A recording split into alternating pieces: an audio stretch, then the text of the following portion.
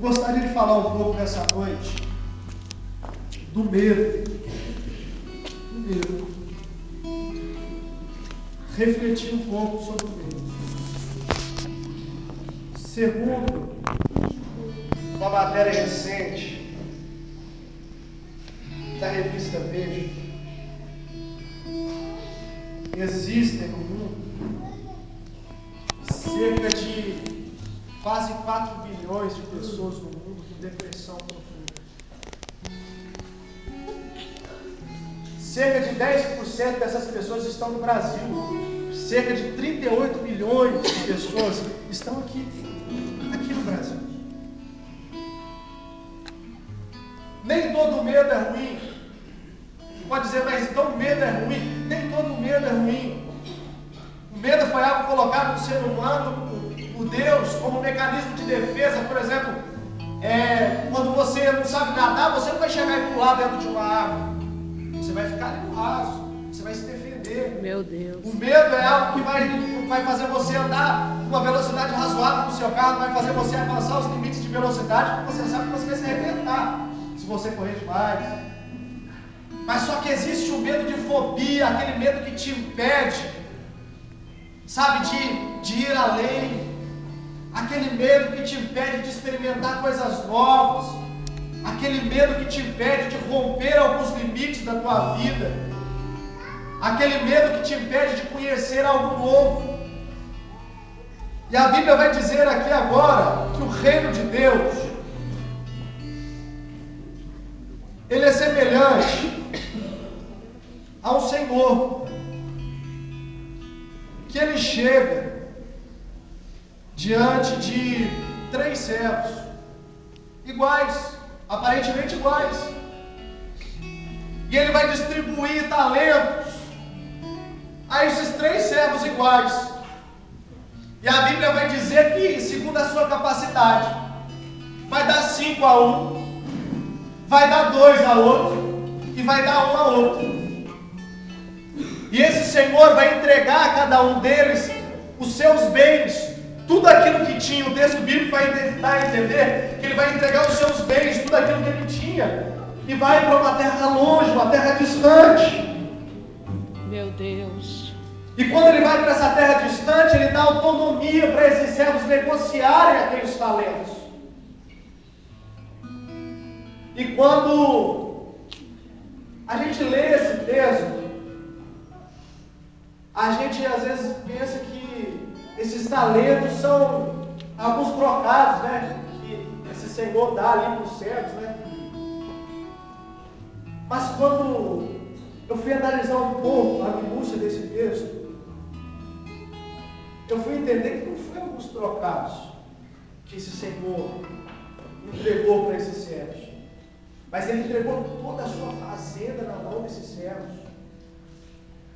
O talento, ele variava, dependendo da medida, dos corpos que você fosse aplicar, mas tomando como parâmetro o chão, ele disse que a princípio o talento era uma medida de peso, variava aí entre 26 e 36 quilos, e depois ele passou a se tornar uma medida monetária. Um talento valia 6.000 denários. Isso quer dizer, irmão, que para um trabalhador ganhar um talento, ele tinha que trabalhar 20 anos. Quer dizer que o que ganhou 5, ele tinha que trabalhar 90 anos. Ele tinha que trabalhar 90 anos para ganhar os 5 talentos que o Senhor deu na mão dele. Aí você tem noção do que foi entregue na mão dele. E aquele que ganhou um talento também foi negociar? Não. Mas o fato é a dinâmica que cada um deles recebeu. O que ganhou 5 talentos, ele foi negociar, ele foi para cima, ele negociou, ele investiu. O que ganhou 2 talentos foi para cima, ele negociou, investiu, ganhou o dobro. Jesus. Mas a Bíblia vai dizer agora que aquele que ganhou um talento, ele se atemorizou, o medo tomou conta dele, o medo o paralisou, e ele enterrou aquele talento com medo. O medo o impediu de negociar, de ir adiante. Ele recebeu uma promessa, ele recebeu um presente, ele recebeu um investimento valioso. Meu Deus! A Bíblia diz que o Senhor enxergou nele capacidade, uma capacidade que nem ele acreditava que tinha, mas o texto diz que recebeu cada um segundo a sua capacidade, mas ele não enxergou nele capacidade, mas o Senhor olhou para ele e enxergou capacidade nele para gerenciar aquele talento. Deus, aleluia! Mas o medo Jesus, fez tu és com que poderoso, ele Pai. enterrasse o talento. Sabe o que eu quero dizer com isso, meu querido? Jesus estava dizendo que o reino de Deus é semelhante a essa parábola. Deus. A igreja é semelhante a essa parábola. Cristo nosso Senhor, Ele comprou por um alto preço o reino de Deus instaurado na terra com o sacrifício da cruz do Calvário. Ele pagou um alto preço para que eu e você estivéssemos aqui. Oh, aleluia. Para a igreja que começou no dia do Pentecostes com a descida do Espírito Santo. Ele não nos entregou qualquer coisa por uma bagatela, meu Deus. Ele nos entregou um alto preço. Ele pagou um alto preço para que nós estivéssemos aqui essa noite. Quem sabe muita gente olhou para você, quem sabe você mesmo olha para a tua vida e não enxerga a capacidade, e até hoje você tem enterrado o talento que Deus pôs na tua mão.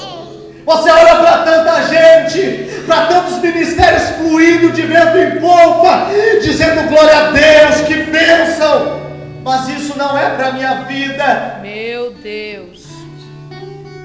Tanta gente chamada, mas isso não é para mim. Misericórdia, Pai.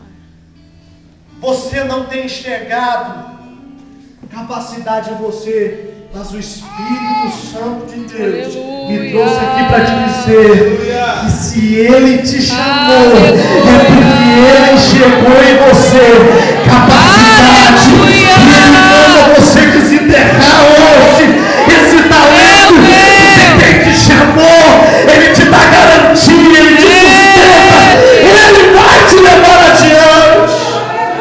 Aleluia. Cadê você que está entendendo que Deus está falando contigo nessa noite? Levante a tua mão para adorar comigo. Quem sabe há muitos anos esse talento está enterrado, mas ainda há tempo de desenterrá-lo. O Senhor está à porta, mas ainda não voltou. É tempo de desenterrar o talento, é tempo de investir, porque o Senhor vai requerer de nós aquilo que Ele pôs nas nossas mãos.